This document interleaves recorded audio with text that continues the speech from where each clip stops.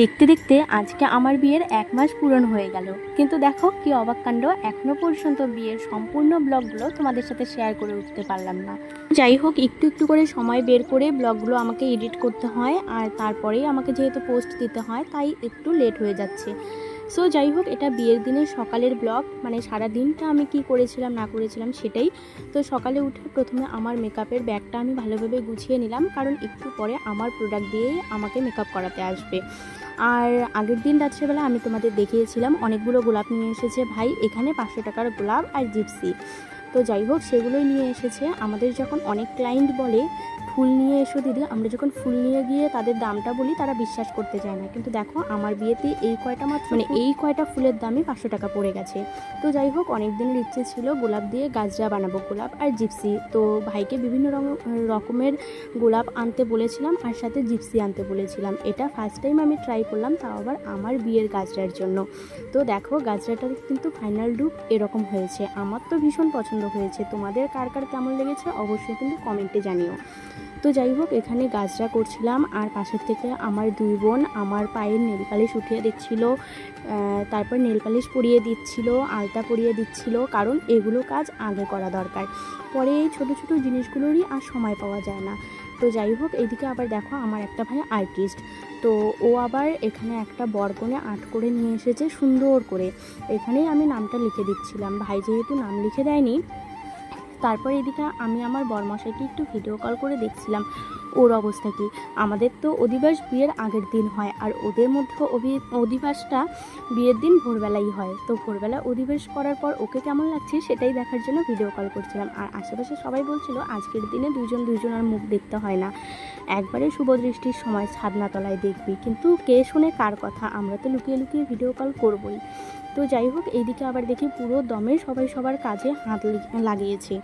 এখানে 2টো ঠাম্মা মিলে বিয়ের কুলো, তারপর ঘট সব কিছু রং করছে, আর এদিকে বাড়ির যত আত্মীয় স্বজন রয়েছে সবাই কাজে লেগে পড়েছে। আর এই ভিডিওগুলো কিন্তু আমি একটাও করিনি, কে করে দিয়েছে সেটাও আমি জানি না, শুধু জানি ভিডিওগুলো আমার গ্যালারিতে রয়েছে, সেগুলোর থেকেই আমি তোমাদের সাথে শেয়ার করছি। এখানে মাসি, বড় মা, দাদা সবাই মিলে মাছ ধোয়াধুয়ি করছে। তো এখানে আমি একটু এসেছি আমার বিয়ের গেটের ফাইনাল লুকটা দেখতে। আগের দিন রাত্রেবেলা গেটটা রেডি করেছিল কিন্তু লাগিয়ে দেয়নি, আজকে গেটটা যখন সেট আপ করলো তো আমি ভাবলাম এই মুহূর্তে যদি আমি না দেখি তাহলে হয়তো আর পরে দেখতে পারবো না। এখানে বিয়ের গেট, তারপর বিয়ের কুঞ্জ, তোমরা তো জানোই আমাদের বাড়ি অনেকটা ছোট হিসাবেও আমি প্ল্যান করে করে এই কাজগুলো করিয়েছি। বিয়ের কুঞ্জটা দেখো ছোটো মোটো হিসাবেও কত সুন্দর হয়েছে। আর বসার ডেকোরেশন আমি তো তোমাদের এর আগে একটা ভিডিওতে বলেইছিলাম, অনেক কয়েকজন প্যান্ডেল আওলা এসে সবাই বলেছে বারান্দার মধ্যে একটা সিঙ্গেল সিংহাসন দিয়ে দিবে, সেখানে কোনো ডেকোরেশন থাকবে না যেহেতু আমাদের জায়গা শর্ট। কিন্তু আমি তো সেটা মানতে একদমই নারাজ ছিলাম। তো যাই হোক, তারপর ফাইনালি খুঁজে এই প্যান্ডেলওয়ালার সাথে আমি যোগাযোগ করি এবং সুন্দর করে আমার মনের মতো একটা ডেকোরেশন করে দেয়। ফুলের ডেকোরেশনের কিন্তু আলাদা, মানে ফুলের ডেকোরেশনের আলাদা লোক ছিল এবং প্যান্ডেলের আলাদা লোক ছিল, মানে প্যান্ডেল বসার যে সিস্টেমটা করবে তারা তো প্যান্ডেলওয়ালাই করবে, সেই জায়গাটা ভীষণ সুন্দরভাবে করেছে, একদম আমার মনের মতো হয়েছে। ফুলের কুঞ্জর থেকে শুরু করে ফুলের ডেকোরেশন, প্যান্ডেল সব কয়টাই আমার মন মতো হয়েছে। তো যাই হোক, এখানে দেখো আমি হলিডে শ্যুটের জন্য রেডি হয়ে এসেছি একদম নো মেকআপ লুকে, মানে আমি চাইছিলামই না একদম মেকআপ করি। এর আগে তোমাদের একটা ভিডিওতে বলেইছিলাম নিজে মেকআপ আর্টিস্ট হলে হবে কি, আমার একদমই এনার্জি ছিল না, আর আমি চাইছিলামও না এই লুকগুলো আমার মেকআপ সহ থাক, একদম নন মেকআপে চাইছিলাম নিজেকে। তো একদম আমি যেরকম সেরকমভাবেই আমি এখানে ভিডিওগুলো করছিলাম, দেখো একদম মেকআপ নেই। তো তারপর একটু ভিতরে যেতে বলছিল ক্যামেরাম্যান দাদারা, তো সেই কারণেই আর কি ভিতরে বলতেই যে ধান করেছে, ধান ক্ষেতের দিকে যেতে বলছিল। তো এখানে আমার ভাই এসেছে, ভাই কিন্তু এত ব্যস্ততার মাঝখানেও বিয়ের সমস্ত দায়িত্ব ভাইয়ের মাথার উপর, ভাই সব কিছু সামলিয়েও আবার আমার পিছন পিছন ঘুরে বেড়াচ্ছে। তোমরা এর আগের দিনও দেখেছিলে এখানে এসেছিলাম আমি অধিবাসীর শ্যুট করতে, আজকে দেখো সেম জায়গাতেই এসেছি বিয়ের হলুদের শ্যুট করতে, কারণ এখানে শ্যুটগুলো ভীষণ সুন্দর হয়েছে। তো যাই হোক, দেখো ভাই কিভাবে তারের সাথে তার জুড়ে দিচ্ছে, এবং এখানেই আমরা সুন্দর সুন্দর সিনেমাটিক্স ভিডিও এবং ফটো উঠিয়ে নিব।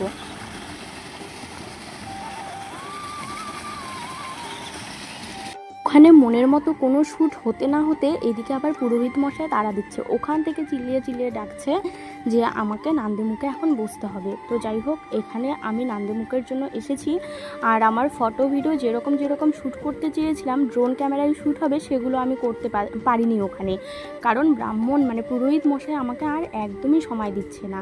তো এখানে দেখো কাঠের মালাটা আমাকে পরানো হয়নি, তো এখানে পরালো, তারপর এখানে অনেক নিয়মকানুন ছিল সেগুলোই আর কি করাচ্ছে।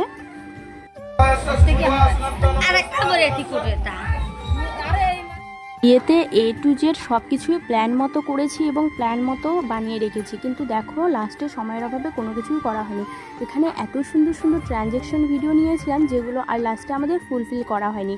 তো এখানে একটা হলুদের নাচও নেচেছিলাম, আমি যদি গান সহ দিই তাহলে কপিরাইট চলে আসবে, সেই জন্য গান সহ দিলাম না।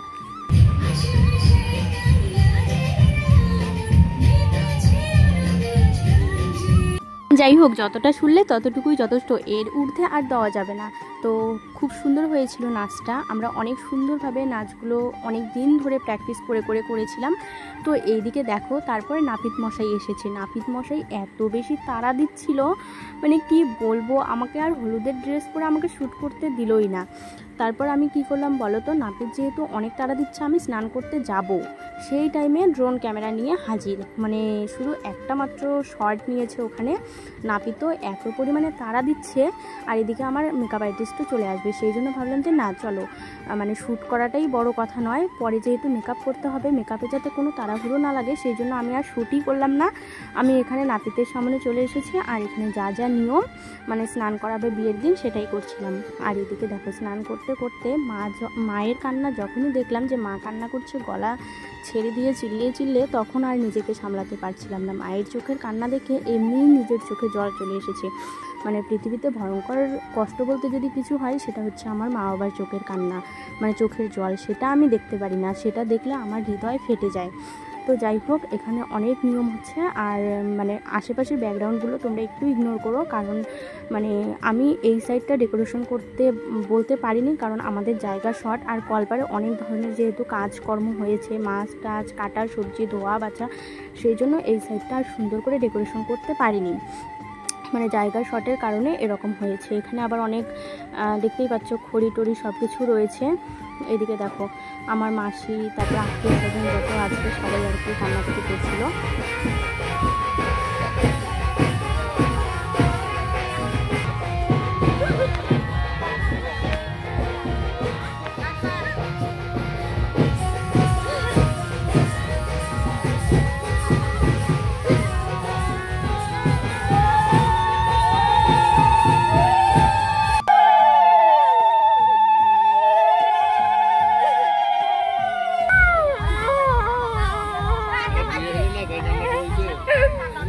মাথা ঢালে দিও তুমি, এটা উপর দিয়ে ঢালো তো একটু।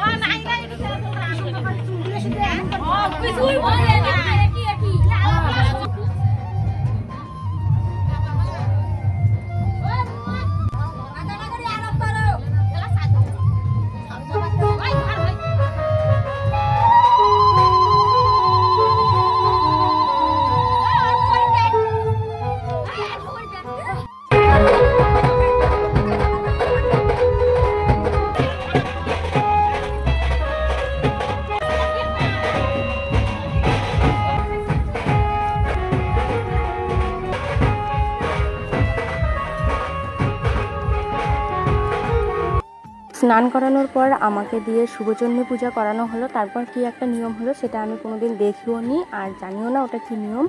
তো তারপর চলে এসেছে মেন পার্টে, মানে আমাকে শাখা পরানো হলো। তো এখানে একটা ঠাম্মা আমাকে শাখা পরাচ্ছিল আর তখনই মনে হচ্ছিল যে সংসারের সমস্ত দায়িত্ব হাতের মধ্যে উঠলো। শাখা সিঁদুর পরা মানেই হয়তো বা সংসারের সমস্ত দায়িত্ব হাতে ওঠা।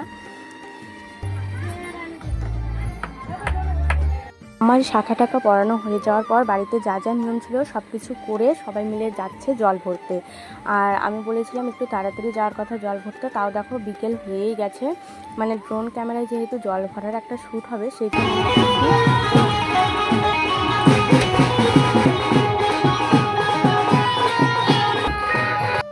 জল ভরতে যাওয়ার সময় আমার বোন নিয়ে গিয়েছিল ফোনটা, আর বোনই এই ভিডিওগুলো করেছিল। দেখো সবাই পুরো দমে নাচানাচি করছে। তারপর বোন আর যায়নি, অর্ধেক রাস্তা থেকে ঘুরে এসেছে, কারণ আমার মেকআপ আর্টিস্ট আসবে, আমি সাজবো, সাথে বোনেরাও সাজবে। তো এদিকে দেখো বোন ভাস্তি সবাই এসেছে। সন্ধ্যা 6টা বাজে, এখনও পর্যন্ত আমার মেকআপ আর্টিস্ট আসেনি। আমার মেকআপ আর্টিস্ট আমার বান্ধবী নিজেই, সুরাইয়া আর রানীকে বলেছিলাম আমাকে সাজানোর জন্য, তো ওরা এখনও পর্যন্ত এসে পৌঁছায়নি। তো যেহেতু অনেকটাই লেট হয়ে যাচ্ছে, আমাদের নিমন্ত্রণের লোক আসা শুরু হয়ে যাবে, পরে যাতে কোনো তাড়াহুড়ো না লেগে যায় সেই কারণে আমি কি করলাম দেখো, নিজের মেকআপ নিজেই শুরু করে দিলাম। আমি স্কিনটা প্রিপারেশন করে নিয়েছি আর সুরাইয়া ওইদিকে বেরিয়েও পড়েছে রাস্তায়, মানে ওর আর একটা সাজানো ছিল, তো সেখান থেকে সাজিয়ে ঠাজিয়ে ও বেরিয়ে পড়েছে। আর রাস্তার মধ্যে একটা দুর্ঘটনা ঘটে গেছে, সেই জন্য ওর আর কি আসতে একটু লেট হয়েছে। তো যাই হোক, আমি যেহেতু ওয়াটারপ্রুফ মেকআপ করবো সেই কারণে আমি আমার বেস্টটা ভালো করে করছিলাম স্কিন প্রিপারেশন। তো স্কিন প্রিপারেশন করার পরে সুরাইয়া চলে এসেছে।